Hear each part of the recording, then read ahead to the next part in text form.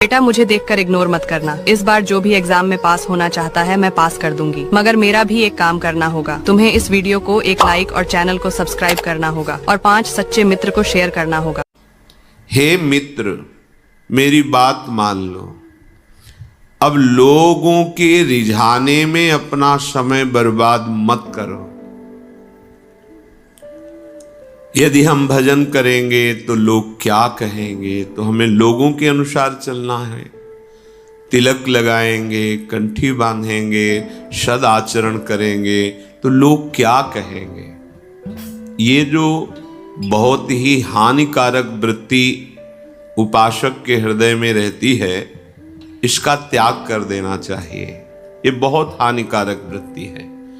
सत मार्ग के भागवतिक चिन्हों को धारण करना और भगवत भजन में रुचि प्रकट करना, साधु संग करना, सत शास्त्रों का स्वाध्याय करना और उनके अनुसार अपनी दिनचर्या करना, ये तो बहुत वंदनीय, प्रशंसनीय, वांछनीय बात है। इसके लिए हमें लज्जा थोड़ी करनी है। ये बहुत बड़ी हानि की वृत्ति है कि लोग हमें क्या कहेंगे, ये छोड़ देना चाहिए।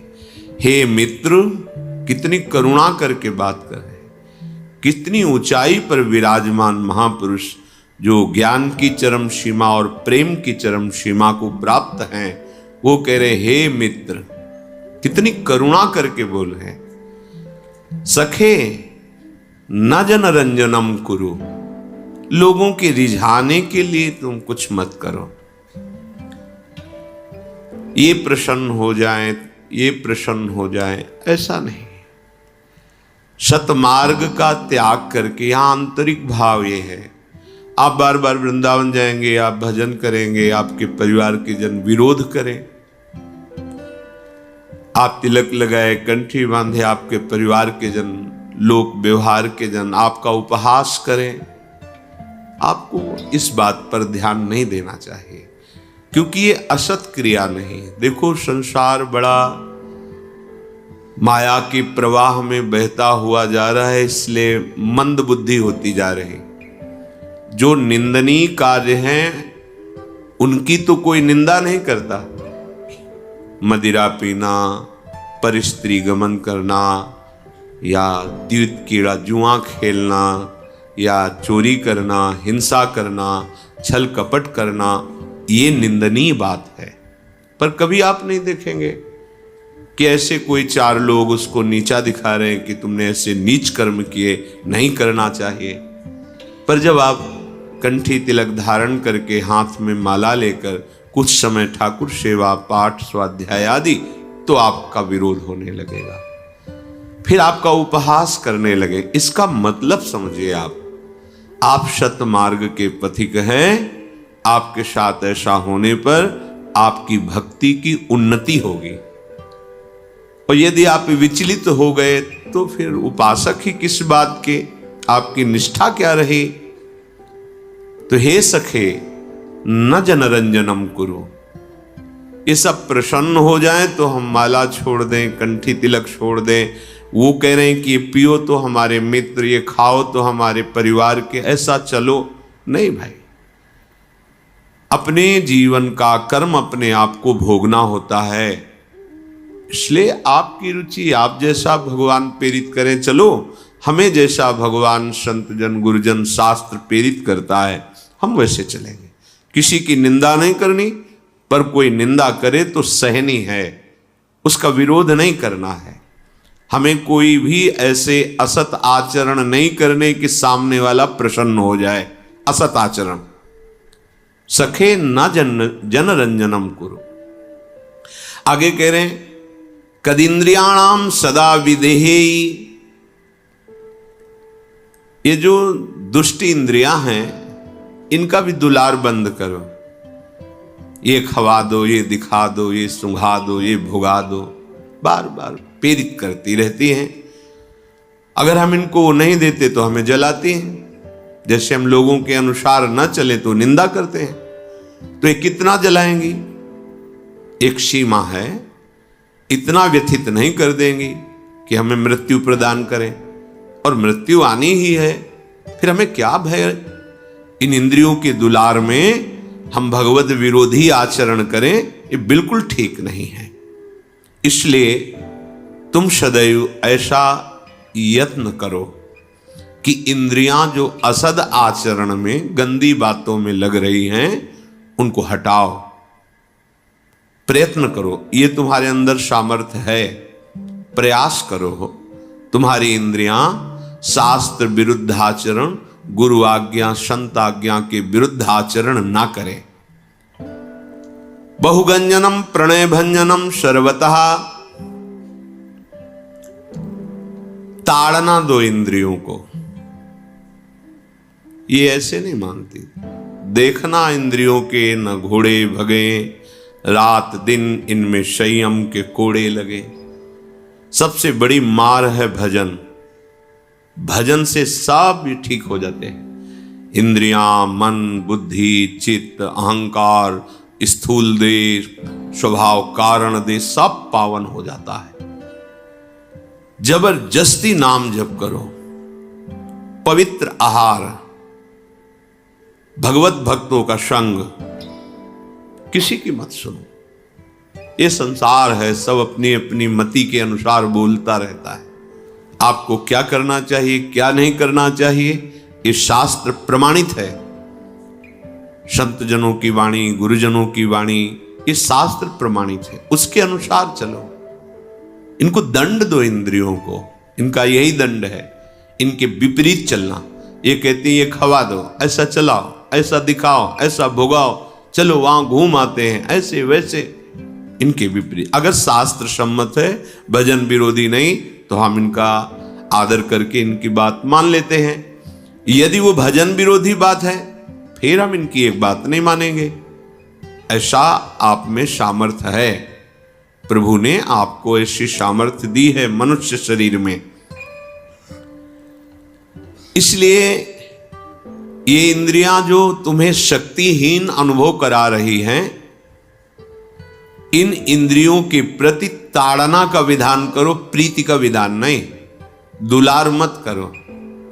प्रणय भंजनम सर्वता, इनको दुलार करने में जिसने अपना समय नष्ट किया, वो परमार्थ का पता ही नहीं पा सकता। ये इंद्रियों को बाहर एकदम छोड़ देना, ये उपासक समझ सकता है। विषयी पुरुष को तो पता भी नहीं कि क्या कह रहे हैं, क्या इंद्रियां हैं, क्या छोड़ देना है, क्या अंतर्मुक्ता है, क्या उनका दंड है, कैसे उनको शासित करना है, क्या विधि है, क्या निषेध है। वो तो बस जैसे पशुजन हैं, जैसा उनमें आया वैसा कर बैठे।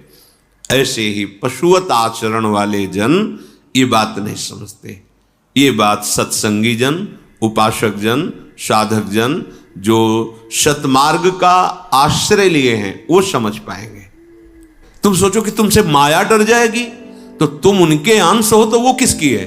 दोनों बातें भगवान। समझो कि तुमने तिलक लगा लिया, कंठी बांध ली, तो अब माया तुमसे डर जाएगी? नहीं, जिनके तुम हो उन्हीं की वो है। होश में चलोगे तो आगे बढ़ा देगी, और थोड़ा भी उनसे विमुख भाव रखोगे तो फिसला के गिरा देगी। वो डरने वाली नहीं, उन्हीं की है जिनके तुम हो।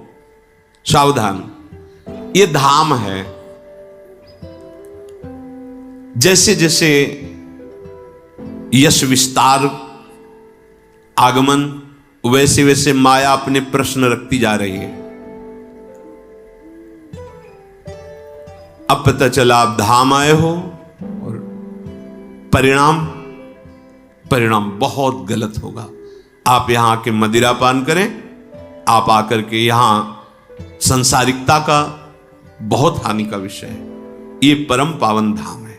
एक दिन के लिए आओ, 2 दिन के लिए आओ, आजीवन रहो, जैसा श्री जी आपका विधान करें, पर इस भाव से आओ कि मैं जा कर आ रहा हूं धाम। जैसे आप देखो, हम नहा धो के जा रहे हैं, अभी बात मत करो, छुओ मत, थोड़ा मंदिर जा रहे हैं, जल चढ़ा के आ रहे हैं। आप ऐसा करते हैं? जब गांव में आप जल चढ़ाने भी जाएंगे तो अभी थोड़ा 5 मिनट समय दो, अभी तो हम नहा के आए हैं, जा रहे हैं, जल चढ़ा के आते हैं, फिर आप ऐसा। आप धाम आ रहे हैं, धाम कैसे? तुम्हें इसकी महिमा, जबान की सामर्थ्य नहीं है, ऐसी महिमा है धाम। ये महाप्रभु कह रहे हैं यथामति प्रणवं, पूरा महिमा जो वृंदावन को तो आ ही नहीं रही बुद्धि में कि कैसे कहूं, बस केवल प्रणाम करता हूं, उनकी कृपा से जो कुछ आ रहा है वो वर्णन कर रहा हूं। ये वो अपरिमित महिमा वाला धाम है जो प्रिया प्रीतम को, सुख सिंधुओं को सुख पहुंचा रहा है। यहां अगरबत्ती, अगर धूप, चंदन, केसर, इत्र, इसको आप भाव करो, थोड़ा इत्र लेकर के कहीं भी ऐसे 4 फूल डाल दिए, मेरी प्रिया जो यहां से विचरण करेंगे, पक्का पक्का। महारानी जी का महल है, सहचरियों की दृष्टि है। आप ऐसा ना समझो जैसे विशिष्ट किसी राजाधिराज का भवन होता है तो वहां सब तुमको दिखाई देंगे तैनात, चेकिंग वाले अलग अलग अलग सब। यहां ऐसे ही है, आप ऐसा ना समझो। ये अव्यक्त चिदानंद धाम है, प्रगट में जो दिखाई दे रहा है वो हमारे प्रगट नेत्र इतनी ही क्षमता के इसलिए देख पा रहे हैं। तो ऐसा ना समझो कि कोई है नहीं, हर समय यहां भारी सुरक्षा लगी हुई है, तुम्हें पता नहीं। भारी सुरक्षा तुम्हारे कर्मों का नाश करके सच्चिदानंद तत्व में स्थित कर देना, इस रजकण का प्रभाव है। बहुत ही यहां सावधान। 2-4 दिन नशा नहीं करोगे तो मर थोड़ी जाओगे। मान लो आप संसार में करते हैं, 2 दिन का अवसर मिला है तो बीड़ी, सिगरेट, हुक्का, नशा नहीं करोगे तो मर नहीं जाओगे। 2-3 दिन आपने अच्छे व्यतीत के भजन किए, फिर स्वभाव तुम्हें गिरा रहा है, फिर पतित कर रहा है, तो ये बचाएगा 2-3 दिन वाला कार्य। 2-3 दिन जो धाम वास करके गए, ये तुम्हारे हिसाब में बहुत बड़ा मंगल विधान कर देगा। लेकिन यहां आकर के आप ऐसा चलो, और जो नहीं जानते पर आप सत्संगी जन हो, बहुत सावधान। श्रीपाद आदेश करें, प्रिया प्रीतम की महल में सोहनी लगाने को मिल रहा। ये पूरा महल है। कोई जैसे एक बार किसी महापुरुष से कहा कि बहुत दिनों से आप सेवा कुंज नहीं गए, तो उन्होंने कहा कि आपको क्या पता, हम हर समय सेवा कुंज में ही तो रहते हैं। अब उनका प्रश्न और उन महापुरुष का उत्तर स्थिति होगी तो समझ पाएंगे, नहीं तो नहीं समझ पाएंगे। हम हर समय सेवा कुंज में ही रहते हैं। ये संपूर्ण वृंदावन स्वामिनी जी का है। आप कहीं भी परिष्कृत कर रहे हैं, मार्जन कर रहे हैं, सोहनी लगा रहे हैं, श्री जी के लिए लगा रहे हैं। अहो भाग्य, ये करना चाहिए। पर इतना रजोगुण चढ़ गया है कि हम सोहनी, अरे इज्जतदार आदमी हम कोई, यहां झाड़ू पोछा, ब्रह्मा भी तरसते हैं। तुम क्या चीज हो, तुम तो ब्रह्मा के रचे हुए हो। ब्रह्मा भी तरसते हैं। पंडित गया प्रसाद जी महाराज जिस पोछा से ठाकुर जी के कमरे में पोछा लगाते थे ना, वो जब पोछा लगाने योग्य नहीं रह जाता था ना, तो जैसे किसी प्रियजन का विरह होता है, ऐसे उस पोछा को हृदय से लगाते थे, आंखों से ऐसे लगाते थे, और जाके गिरिराज जी की तलहटी में रज में ऐसे करके और बार बार प्रणाम करते थे कि आपके द्वारा हमारे ठाकुर की सेवा बनी। सोहनी जब घिस जाती थी गिरिराज जी की तलहटी में, उसको रज में ऐसे, आपके द्वारा सेवा पात्र हैं। ये श्री जी के निज जन है। अब ये भाव कहां से आएगा? ये पढ़ने लिखने से नहीं आएगा, ये रसिक महापुरुषों के संग से आएगा। ये जो हमारा सोहनी सेवा है, ये जो हमारी पोछा सेवा है, या किसी की पादुका साफ रखी है, सब साफ, इससे हमारा अहंकार साफ होता है, जो किसी भी साधन से नहीं साफ होता। हम मौन हैं, वो और पुष्ट हो रहा है। 10 साल से मौन है, 10 साल से दूध के सिवा कुछ मुख में रखना, वो पुष्ट हो रहा है। और गुरुजन सीधे उसी पर तीर मारते हैं। क्यों? क्योंकि श्री जी को ये पसंद नहीं है, अहंकार पसंद नहीं है, श्री जी को पसंद नहीं। यही दरबार दीन को आदर रीति सदाचार। बस गुरुजनों की आज्ञा में क्यों म्यों विचार करने का जो स्वभाव है, वो हमें परिपक्व नहीं होने देता। श्रीपाद कह रहे हैं, यदि तुम ऐसा किए तो क्या होगा? महा अनुराग से युक्त हो जाओगे, महाप्रेम से।